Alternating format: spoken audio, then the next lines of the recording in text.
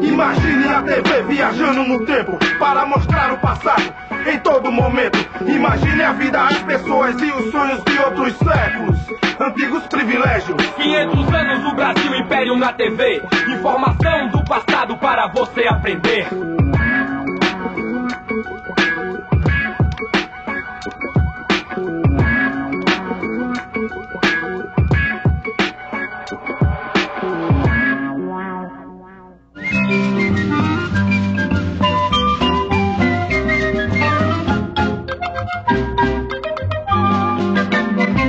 Por mais de 3 séculos, o Brasil tratou gente como simples mercadoria. Quase 5 milhões de pessoas foram capturadas por traficantes de escravos. Milhares nem chegavam a atravessar o Oceano Atlântico nos navios negreiros. Esses pretos não valem o fumo e a aguardente que a gente pagou por eles. Ficam doentes e morrem à toa, principalmente as mulheres. Dos 500 negros que embarcaram, acho que uns 400 chegarão vivos. Ah, mas a venda compensa. Ganharemos 10 vezes mais do que gastamos. Umevare kashitele lenhoqueto. Cucaiuangue, Uafá, Locokipuyuá. Daunoo mala. Vakipuiuá lovivela viatocota. Cateiangue, Lamaim, Valemela Chalua. Capariovava. Daunoo culha. Valo aveia la fila palo. O parlamento inglês acaba de aprovar a Bill Aberdeen. É uma lei que dá direito aos britânicos a apreenderem qualquer navio brasileiro suspeito de tráfico. Com esta lei, os ingleses acham que podem invadir águas brasileiras. Estão afundando nossos navios com carga e tudo. É, esses ingleses encheram o bolso com o tráfico. Vendiam escravos para os portugueses, franceses, espanhóis. Não querem deixar nem um pouquinho pra gente. É fogo! É fogo! Um navio inglês! Joguem os negros no mar! Acho que não dá tempo.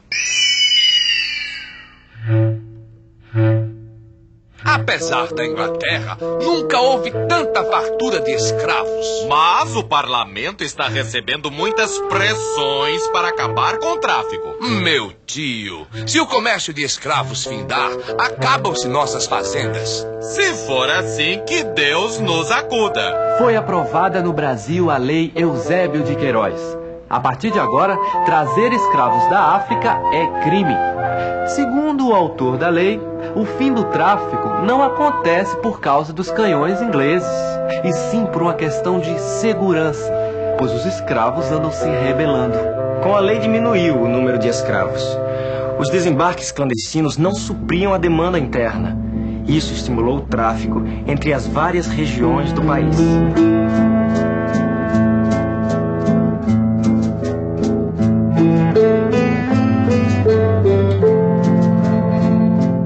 As pessoas escravizadas nas terras do norte e também no Rio Grande do Sul têm o mesmo destino: as plantações de café no Rio e em São Paulo. É o tráfico interprovincial. É o lucro acima de tudo, até da lei. Esses pretos que chegaram estão aprendendo a trabalhar no meu café? Os que não aprendem, eu dou uma ajudinha. Quer mais feijão, meu Zãozinho? Um tiquinho, minha preta. Lá no norte eu tinha mulher. Tinha um menino grandinho assim. Oi, Isidoro, tu vai achar outros. Quero mais não, Justina. Depois vem os homens e separa nós tudinho. A ameaça da separação era apenas um dos terrores da vida em cativeiro. Pegou todos os que fugiram? Os 5 eu peguei de volta, mas um não aguentou o castigo. É pra castigar, matar não. Escravo tá mais caro do que saca de café. Mas serviu de exemplo, meu patrãozinho. Tem muito escravo fugindo por essas bandas. Isidoro tá no tronco há 2 dias sem comer. Já falei com os outros. Vamos distrair o feitor e dar comida ao nosso irmão.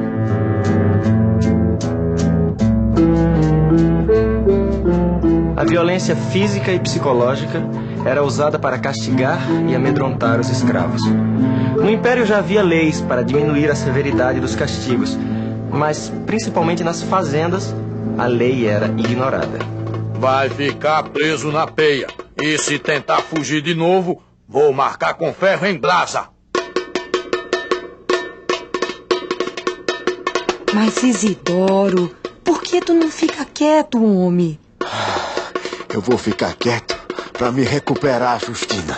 Quase te mataram, Malungo. Mas na senzala é que eu não morro. Fuga, diminuição do ritmo de trabalho e o suicídio eram maneiras de fugir do cativeiro. Alguns escravos chegaram a matar feitores e senhores. Outros encontravam formas menos violentas de serem donos do próprio destino. Tá vendida e caso encerrado, Tiana! Mas, meu Abelardo, eu não quero servir a seu Manuel da venda. Mas, Tiana, o Manuel é meu compadre. Gosta tanto de você. Mas eu não gosto dele, não. A escrava é minha propriedade. Trate de desfazer o negócio. Pelo amor de Deus, Heloísa, eu já gastei o dinheiro. Eu não quero servir a seu Manuel. Se eu fosse livre, Sinhá, podia servir a quem eu escolhesse. Você tem razão, Tiana. O Manuel vai me levar ao juiz. Você deu alforria a essa negra. E com a data anterior à venda. Agora Tiana pode servir a quem ela quiser. Tiana, o juiz deu a sua carta de alforria. Agora vá pra cozinha e prepare os quitutes pra gente comemorar. Eu vou me embora, Sinhá. Mas eu libertei você. E é assim que você me agradece? Eu quero sair pro mundo. O mundo é complicado pra alguém como você, Tiana. E aqui você é como se fosse da família. A sua família dorme na senzala. A sua família só come feijão. A sua família é marcada a ferro quente. Ai, mas que ingrata! Depois de tudo que eu fiz por você. Pois eu lhe agradeço pelo bem que me fez. Pelo mal, cuide algum em Nosso Senhor. A partir de 1870, as pressões dentro e fora do Brasil estimularam o movimento abolicionista, que ganhou espaço nos jornais e nas tribunas. O movimento abolicionista ganha força a cada dia. Vai demorar um pouco até conseguirmos mais imigrantes para as nossas fazendas. Precisamos ganhar tempo. Está aprovada a Lei Rio Branco, conhecida como Lei do Ventre Livre, que liberta as crianças que nascerem a partir de setembro de 1871. A Lei Rio Branco é uma manobra política para acalmar os abolicionistas, Tainá. Mas alguns políticos afirmam que essa lei vai promover a abolição gradual, evitando luta. A Lei do Ventre Livre funciona assim. Os filhos das escravas ficam em poder do dono até os 8 anos. Sim, e a partir daí? Ou ele recebe uma indenização do governo e solta a criança de 8 anos no mundo, ou ele continua utilizando os serviços dela até que chegue aos 21 anos. Ah, então os donos aproveitam os melhores anos de vida dessas pessoas. É claro que os senhores optavam pela prestação de serviços. 1872. No Rio de Janeiro, onde estava a maior população de escravos de todo o Império, o abolicionismo se tornava uma causa nobre. Os debates sobre a Lei do Ventre Livre e a participação de escravos na Guerra do Paraguai estimulavam a simpatia ao movimento. A sociedade brasileira contra a escravidão é um sucesso! Tem razão, patrocínio, mas precisamos intensificar nossos contatos políticos. Essa é uma luta difícil. Não podemos parar. Vamos organizar outras sociedades. Vamos continuar nossas denúncias na imprensa. A propriedade escrava é um roubo. É contrária aos princípios humanos. Nos idos de 1880, a sociedade civil se organiza para dar um basta à escravidão. O movimento abolicionista chega às ruas. José Pereira, você pode nos fazer um resumo dos fatos? No meio político de todo o país, discussões estão acirradas. Sociedades e clubes abolicionistas promovem comícios e conferências contra a escravidão. Leilões, festas beneficentes, quermesses e espetáculos são feitos para conseguir fundos. O dinheiro é usado para comprar a liberdade de escravos. Inúmeros jornais são fundados para defender a abolição. Artigos inflamados incitam a população a participar. A população lota praças e teatros para ouvir discursos e poesias abolicionistas. Homens simples, fortes, bravos. Hoje, míseros escravos. Sem ar, sem luz, sem razão. São mulheres desgraçadas, que sedentas, alquebradas. De longe, bem de longe, vem. Enquanto o movimento agitava o país, o Ceará dava o grito de largada para a liberdade. O apoio dos jangadeiros foi decisivo para a abolição acontecer no Ceará. Francisco José do Nascimento, o Lobo do Mar, e José Napoleão, um líder dos jangadeiros cearenses, ficaram à frente de uma greve de trabalhadores do porto. O plano foi da Sociedade Abolicionista Perseverança e Porvir. A notícia logo se espalhou. No Ceará não se embarca mais escravos! No Ceará não se embarca mais escravos! Vocês conseguiram! Vocês conseguiram acabar com o comércio de escravos em Fortaleza! Agora é a vez de libertarmos todos os escravos da província! Junto com José do Patrocínio, os abolicionistas do Ceará concentram esforços para libertar todos os escravos do local. Com a participação popular, o movimento é vitorioso. O Ceará foi a primeira província brasileira a extinguir oficialmente a escravidão, em 1884. Foi ótimo vocês terem vindo ao Rio. Foram mais de 10.000 pessoas no desfile dos nossos amigos jangadeiros. Espero que o exemplo do Ceará se espalhe no Brasil. As notícias têm tido grande repercussão em outras províncias. O Amazonas e o Rio Grande do Sul declaram a escravidão extinta. Em Pernambuco, homens e mulheres conseguem dinheiro, se infiltram em engenhos e induzem fugas em massa. Em São Paulo, além de fugas e rebeliões, a luta pela abolição acontece nos tribunais. Viu só, meu amigo Antônio Bento? Mais escravos libertos por causa de uma brecha na lei. Mais uma vitória de Luiz Gama e dos republicanos radicais. Eu nunca imaginei que existia essa lei. Existe, e desde 1831. Na verdade, qualquer escravo que entrasse no Brasil após novembro de 1831 deveria ser libertado. 40 anos depois, com base na mesma lei, advogados como Luiz Gama e Joaquim Macedo Soares chegaram a conseguir a liberdade para 1.000 cativos. O enterro do advogado Luiz Gama tornou-se uma grande manifestação abolicionista no centro de São Paulo. Agora, a principal referência do movimento na província é o fazendeiro Antônio Bento. A situação está piorando. Precisamos de uma lei que acalme a desordem abolicionista. Depois de um violento debate na Câmara dos Deputados, foi aprovada a Lei Saraiva-Cotegipe, conhecida como Lei dos Sexagenários. O escravo que completar 60 anos será libertado pelo dono. O Estado vai pagar indenização por cada alforria. Outra lei a serviço do senhor de escravos. Se um cativo conseguir chegar aos 60 anos, ele ainda terá que trabalhar mais 3 anos de graça para o seu ex-dono. Quem analisou artigo por artigo foi o advogado Rui Barbosa.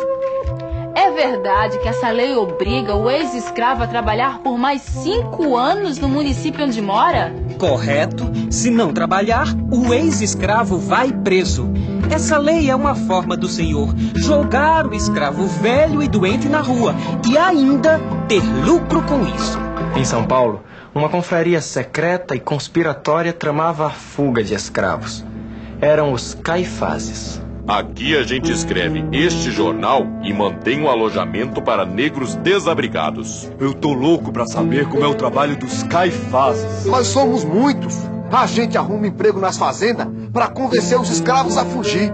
A gente também entra nas senzalas durante a noite e organiza a fuga. A gente viaja a pé, de trem. Muita gente nos ajuda pelo caminho. Se pegam vocês... Quem corre mais perigo é o escravo. Se o negro não tivesse coragem, de nada adiantaria o nosso esforço. A mesma estratégia foi usada pelo abolicionista Silva Jardim no Rio de Janeiro e em Minas. A partir de 1887, a situação piorou para os escravagistas. O que eu temia está acontecendo. Perdemos o controle dos escravos. É culpa desses insufladores. Vamos tomar nossas providências. Tentaram matar Antônio Bento. E agora isso. Destruíram o nosso jornal. Uma bomba não vai deter a Gazeta da Tarde. Muito menos o nosso movimento. O exército não quer mais capturar nossos escravos fugidos. Os militares não querem ser capitães do mato. Oh, calma! Milhares de imigrantes italianos estão a caminho. A situação vai mudar. A abolição não tarda. Na prática, já está acontecendo. Mas só a abolição não basta. E o que é mais urgente? Abolição junto com educação e democracia rural.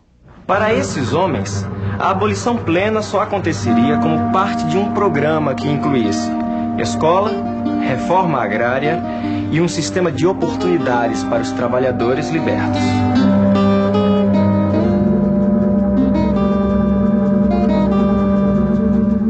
Acabou a escravidão no Brasil. A princesa Isabel assinou a Lei Áurea, já aprovada no parlamento. A medida liberta mais de 700 mil cativos no país. Em frente ao Paço Imperial, uma multidão comemora a abolição. Eis um grande momento da nossa história, princesa. Sua Majestade redimiu uma raça, mas isso vai lhe custar o trono. Enquanto a população festejava durante dias, a monarquia vivia seus últimos meses no poder. A monarquia tornou-se inviável. O imperador está desgastado depois de conflitos entre a maçonaria e a Igreja Católica. Pior é o problema com os militares. Sem o apoio deles, da igreja e do povo... É bom marcar um jantar com membros do Partido Republicano. 1 ano e 7 meses após a abolição, o imperador promove uma festa de arromba. O baile provoca um rombo no dinheiro destinado aos flagelados da seca no Ceará. A festança é para mostrar a todos que a monarquia continua firme como a rocha que sustenta a ilha fiscal. Opa! A monarquia escorregou, mas não caiu. Mal sabia Dom Pedro que a festa da monarquia estava chegando ao fim. Alguns dias após o baile, o Marechal Deodoro da Fonseca e o Tenente-Coronel Benjamin Constant proclamaram a República.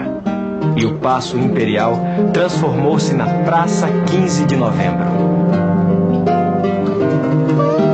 O Rio de Janeiro está cada vez mais decadente, querido. Não sofra com a sujeira do mundo, querida. Miséria pouca é bobagem.